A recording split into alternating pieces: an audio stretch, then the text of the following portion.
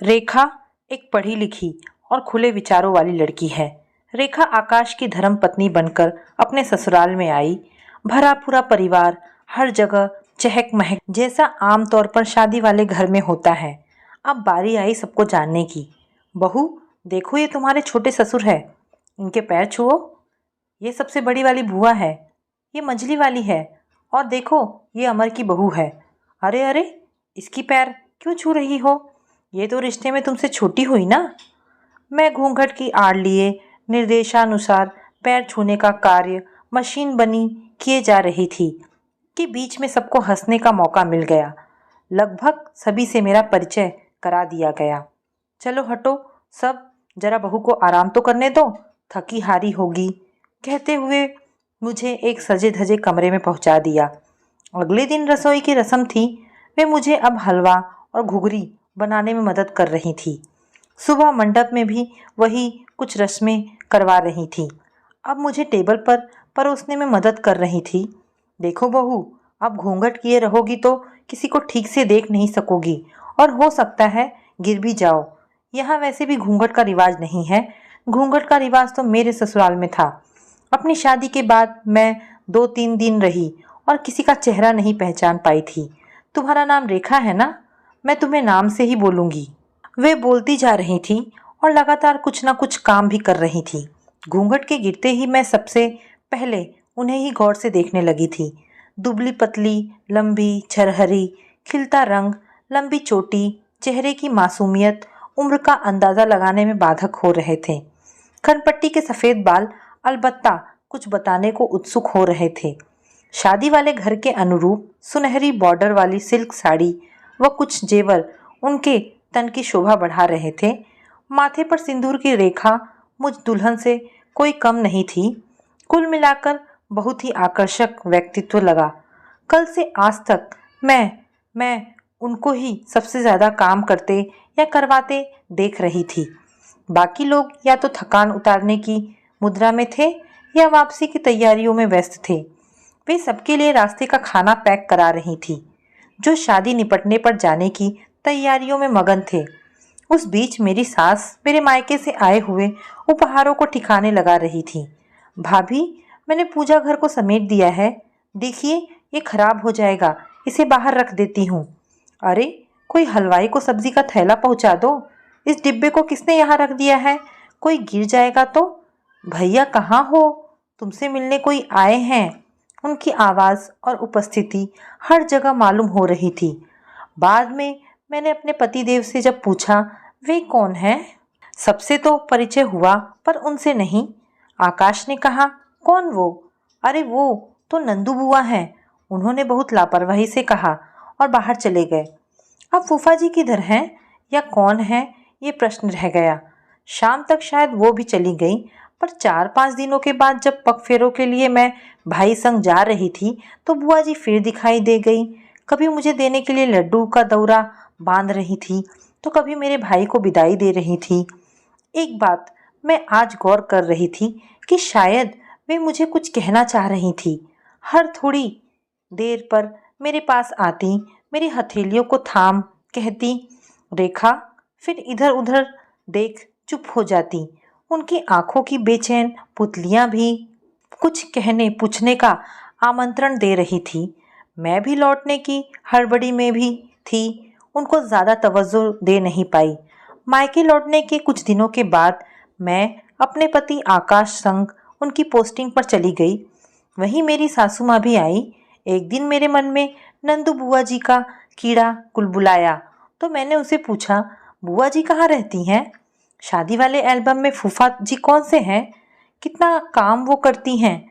मैंने देखा कि सासू माँ मुझे अनसुनी कर इधर उधर हो गई। फिर मैं ध्यान देने लगी कि नंदू बुआ जी की चर्चा करने पर घर में कोई कुछ बताना नहीं चाहता है। एक तरह से समझ में आने लगा कि उनकी चर्चा पर सब कतराने लगते हैं। बहरहाल जीवन में इतना कुछ घटित हो रहा था कि नंदू बुआ जी जल्द ही चली गई। जिंदगी की व्यस्तताएं यूं करवट लेने लगी कि बुआ जी जैसे बहुत से लोग स्मृति वन में अपने पश्चात सहित गुम हो गए। मेरे ससुर की भी दूसरे शहर में पोस्टिंग थी, सो पुश्तैनी घर जाने का मौका एक आध वर्ष नहीं लगा। उस वक्त मोबाइल फ़ोन अस्तित्व में आया भी नहीं था। अन्यथा रिश्ते रिश्ते से पूर्व संपर्क में आते ही मैं नौकरी के साथ साथ अपनी गृहस्थी में भी पूरी तरह रम चुकी थी। हाँ, नंदू बुआ जी सबकी बातचीत में हवा के झोंके की तरह आती जाती रहती। एक बार मेरी तलाकशुदा बड़ी ननद रश्मि की बातों में नंदू बुआ मेरे लिए फिर जीवंत हो उठी। जब उन्होंने कहा, मुझे तुम लोग नंदू बुआ मत समझना, अच्छा हुआ जो मैंने अपनी पढ़ाई पूरी कर ली, वरना तुम सब मुझे भी नंदू बुआ बनाकर ही छोड़ देते। उस दिन रश्मि दीदी ने स्मृति वन से नंदू बुआ जी को खींचकर बाहर ला ही दिया। मन में घुमड़ने लगा, जाने वे क्या कहना चाहती थीं उस दिन। दरअसल बात हो रही थी मेरे साथ किसी महिला की रहने की, क्योंकि मेरी गर्भावस्था के अंतिम चरण थे।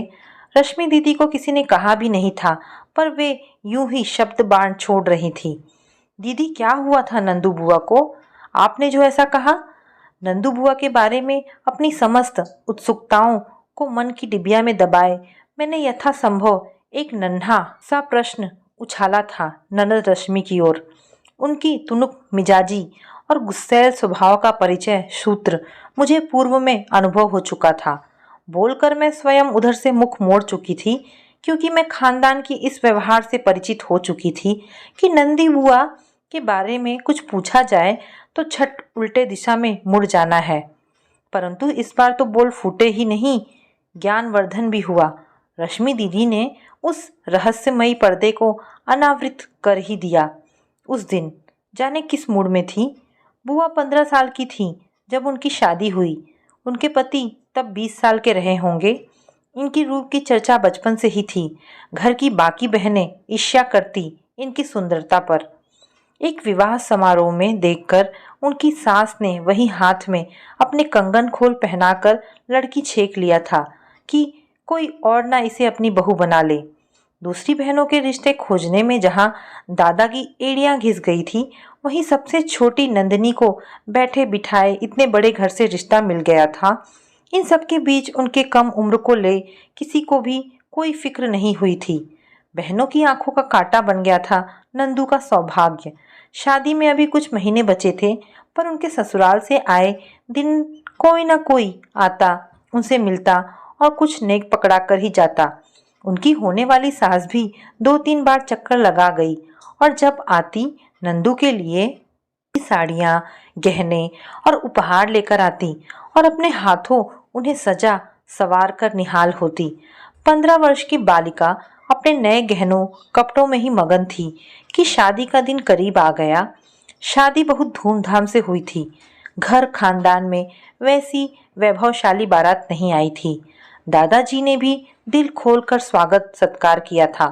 सबसे छोटी बेटी की विदाई जो थी, बारात 3 दिनों तक रखी गई थी। हर दिन चारों वक्त अलग अलग मेन्यू और मिष्ठान की व्यवस्था की गई थी। नंदू बुआ के पति जब दरवाजे पर आए तो एक साथ कितनों के दिल पर सांप लौट गया। नंदू बुआ से पहले वाली बहन के मुंह से निकल भी पड़ा था, पिताजी को मेरे वक्त इस लड़के का पता क्यों नहीं चला। जयमाल का रिवाज न था। फेरों के वक्त भारी साड़ी और उस पर जड़ाऊ चादर के तले दबी सिमटी नंदू बुआ कपड़े गहने संभालती ही दूहरी हुई जा रही थी। किनके संग फेरे लिए, किसने मांग भरी, उसका मुखड़ा तब तक नहीं ही देख पाई थी। विवाह समाप्त होते होते भोर हो गई। विदाई का मुहूर्त सूर्योदय से पहले का ही था, सो कोहबर के रस्मों को जल्दी निपटाकर खोइचा भर उनकी विदाई कर दी गई। 3 दिनों से मेहमान बने उनिंदे से सारे बाराती झटपट पहले से तैयार बस में जा बैठे थे। इतना बताने के बाद रश्मि दीदी अब बिल्कुल गंभीर मुख मुद्रा अख्तियार कर किसी सोच में डूब चुप हो गई। मुझे उनके भाव भंगिमा देख एक भय सा लगने लगा। मैं चुप हो इंतजार करने लगी।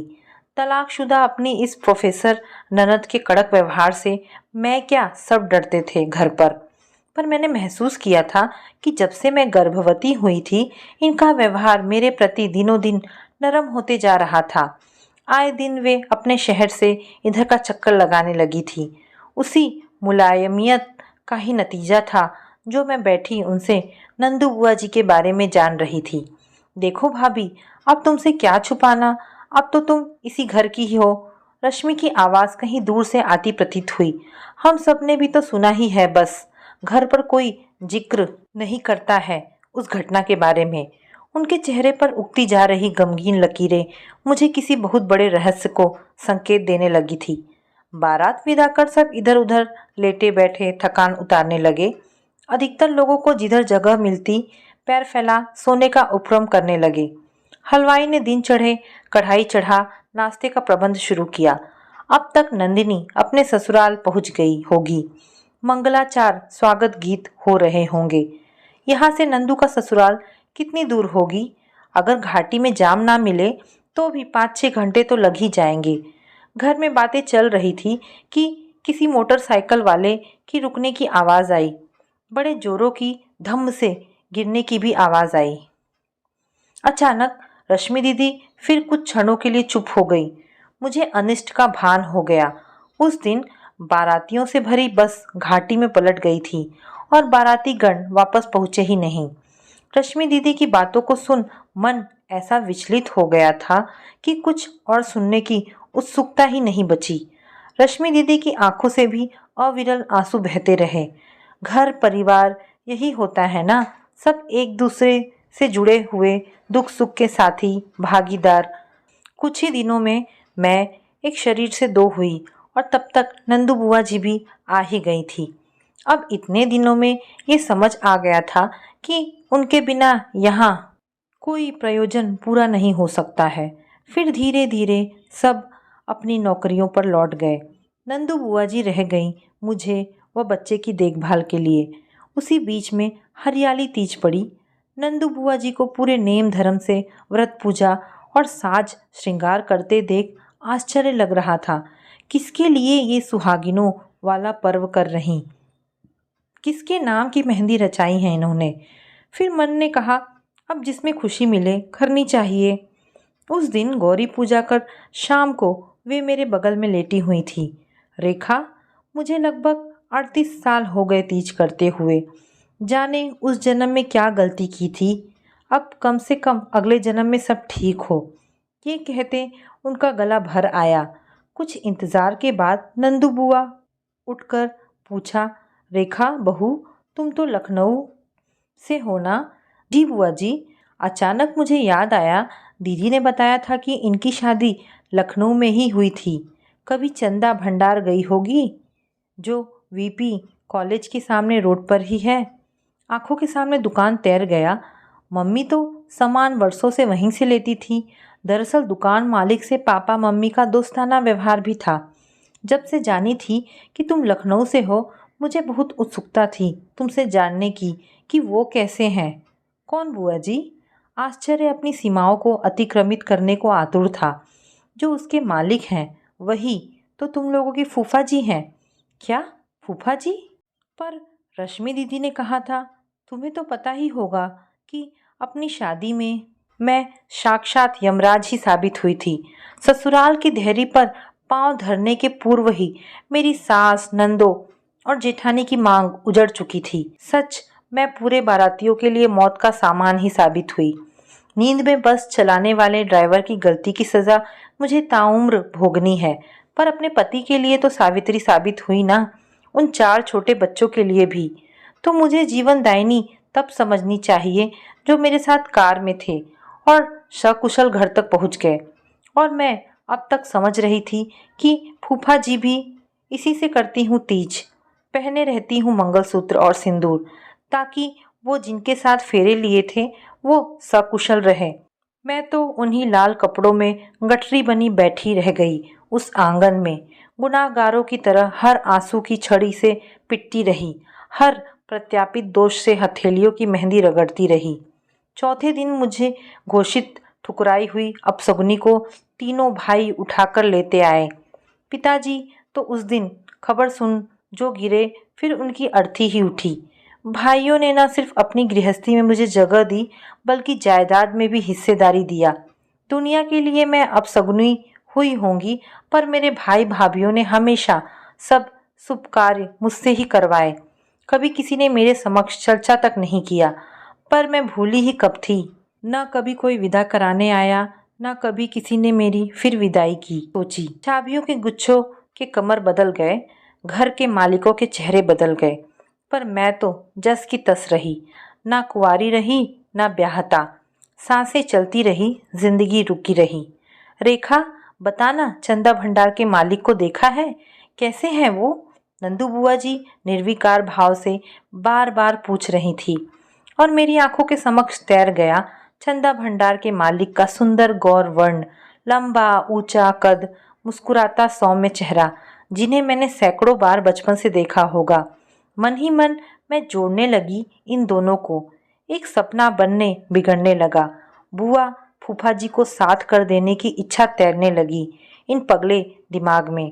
पर घर के लोग जब इस विषय पर तटस्थ रहते हैं, तो मैं क्यों इतने वर्ष पूर्व के गड़े मुर्दे को उखाड़ने का काम करूं? नहीं नंदू बुआ, मैंने तो नहीं देखी ऐसी कोई दुकान। मेरे इस सपाट उत्तर पर उन्होंने अविश्वसनीय दृष्टि से मुझे ताका। मैंने पारिवारिक परंपरा को निभाते हुए मुंह घुमा लिया। देर तक अपनी पीठ पर उनकी प्रश्नवाचक नैनों के तीर को महसूसती रही। अलबत्ता अपनी मम्मी से उनके बारे में अवश्य बातें करती रहती। मम्मी ने ही बताया कि फूफा जी ने दोबारा शादी नहीं की थी और सारी जिंदगी भाभी बहनों और दूसरों के बच्चों को पालने में होम किया, मानो कोई प्रायश्चित करते रहे। अब अकेलेपन की जिंदगानी काट रहे। एक बात मम्मी ने और की थी, बरसों से सुप्त पड़ी चिंगारी को हो हवा देना आरंभ कर दिया था। यदा यदा उनकी पत्नी यानी हमारी नंदू बुआ का जिक्र छेड़ उनकी वियोग गाथा भी सुना डालती। जो होता है वह संयोगवश नहीं, बल्कि किसी कारण से ही घटित होता है, और मेरी शादी भी शायद अकारण नहीं हुई होगी इस घर में। इधर कुछ दिनों से मम्मी ने फूफा जी की बीमारी और अकेलेपन की बातें मुझसे सुनानी शुरू कर दी थी। जिन रिश्तेदारों के लिए उन्होंने अपनी पत्नी को त्याग दिया था, वे आज उन्हें त्याग चुके थे। लोग तो आजकल माँ बाप के नहीं होते हैं, तो फिर ये तो किसी के मामा थे, तो किसी के चाचा।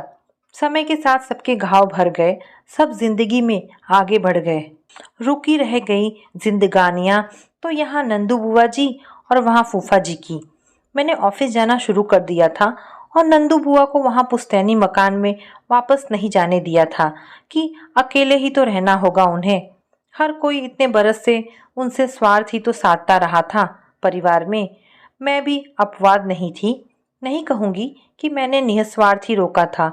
उस दिन मेरे मम्मी पापा आने वाले थे। हम सब व्यस्त थे कि डोरबेल बज उठी। रेखा बहू, लगता है तेरे पापा मम्मी आ गए, मैं दरवाज़ा खोलती हूँ, बुआ जी ने मुन्ने को गोद में खिलाते हुए कहा। मुन्ने की नानी आएगी, नानी खिलौने लाएगी, कहती नंदू बुआ दरवाज़ा खोलने लगी। रेखा देख जरा, कोई आया है बाहर। मैं नहीं पहचान रही, बुआ जी ने रसोई में आकर धीरे से मुझे कहा। मैं रसोई से बैठक में आई तो मानो मुझे करंट लग गया। तभी पापा मम्मी भी अंदर आ गए। नंदू बुआ, बुआ आओ इधर, मैंने उन्हें पुकारा। बुआ, इनसे मिलो, इनका लखनऊ में चंदा भंडार नाम की दुकान है। अब बुआ के चौंकने की बारी थी। वे आंखें मलती हुई दोबारा हड़बड़ी में बैठक में आ खड़ी हो गई। सच में मेरे पापा मम्मी उस दिन मेरे ससुराल वालों के लिए खुशियों की चाबी लेकर आए थे। रेखा, मैं तुम्हें लेने आया हूँ। जो गलती मैंने की है तुम्हारे साथ, उसकी कोई माफ़ी तो नहीं होगी, मैं जानता हूँ, पर जीवन संध्या में तुम संग होगी तो कुछ प्रायश्चित अवश्य कर सकूँगा। जवानी तो कट गई, पर बुढ़ापा तन्हा काटे ना कट रही, उन्होंने अपना धीर गंभीर वाणी में कहा। नंदू बुआ इस औचक आगत से अवाक थी। अविश्वसनीयता से निढाल हो वहीं एक कुर्सी पर ढेर सी हो गई। बस डबडबाई नैनों से सबको ताक रही थी, जिनमें हजारों हजार सवाल आंसुओं संग सैलाब बनने को आतुर हो रहे थे। जब तक सबने खाना पीना किया, मैंने उनका बैग तैयार कर दिया, जिसमें उनके कुछ कपड़े और दवाइयाँ थी। पर उनके आंसुओं को मैं कैसे समेटती? हजारों तन्हा रातों की बेबसी को कैसे भरती बैग में? बैग तो इतना बड़ा था ही नहीं जो उस इल्ज़ाम को पनाह दे देता, जिसकी मार वह ताउम्र झेलती रही थी। 15 साल की बच्ची के मानस पर छाई उस खौफनाक यादों का मैं क्या करती जो उम्र के साथ बड़ा नहीं हुआ था। उस आस्था और विश्वास का मैं क्या करती जो बिना पति का मुख देखे तीज करते रहे थे। फिर बुआ की आंखों के प्रश्न को सबको मथने में कोई कसर नहीं छोड़ रही थी कि आखिर बुढ़ापे में ही क्यों याद आई। मानो ना पहले मेरी अस्तित्व की कोई अहमियत थी न अब। मैंने बहुत जतन किया कि अपनी नंदी बुआ के आंचल में मैं खुशियों का ही खोइचा भरूं। नंदू बुआ अपने घर जा रही थी पर खुश नहीं दिख रही थी। उसी तरह विचारों में मगन वे फूफा जी के साथ कार में जा बैठी। तो दोस्तों, ये कहानी यहाँ पर समाप्त होती है। आशा करती हूँ आपको ये कहानी ज़रूर पसंद आई होगी। अगर आपको ये कहानी पसंद आई है तो प्लीज़ इसे लाइक एंड शेयर करें। धन्यवाद दोस्तों।